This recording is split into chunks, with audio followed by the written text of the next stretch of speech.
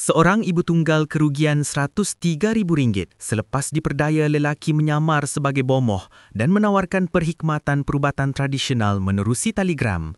Mangsa berusia 51 tahun dari Cukai, Kemaman, Terengganu itu membuat laporan polis pada 5 September di Balai Polis Rompin, Pahang. Ketua Polis Daerah Rompin, Superintendent Sharif Syai Sharif Mondoy berkata wanita berkenaan berhubung dengan lelaki terbabit menerusi Telegram pada 1 September lalu dan bomoh online tersebut kemudian mendakwa yang wanita tersebut menjadi mangsa sihir. Suspek kemudian menawarkan perkhidmatan membantu merawat mangsa. Wanita terbabit memberitahu polis bahawa dia rasa seorang-orang tidak sedar menunjukkan barang kemas dimiliki dan menjual 4 gelang tangan emas bernilai RM71,350.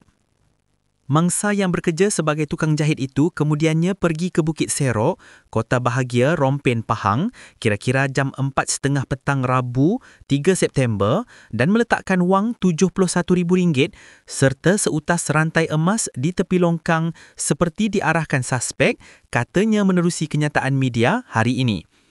Sharif Syai berkata, suspek memaklumkan mangsa akan menerima semula wang dan barang kemas itu dalam tempoh 2 minggu.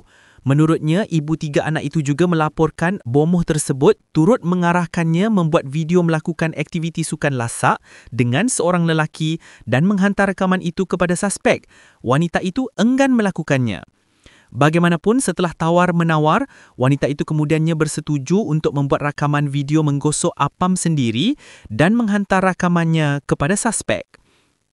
Kira-kira jam 6 pagi semalam, mangsa pergi semula ke tempat dia meletak wang serta barang kemas dan didapati hilang. Dia menyedari tertipu, membuat laporan di Balai Polis Kota Bahagia Rompin dan polis sedang mengesan lelaki terbabit. Katanya menerusi kenyataan media hari ini. Beliau menasihatkan orang ramai jangan mudah terpedaya dengan tawaran rawatan mistik oleh individu tidak dikenali melalui aplikasi media sosial.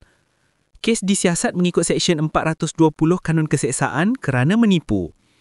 Akhir kata, berhati-hati dengan bomoh online. Sekian, terima kasih. Wassalam.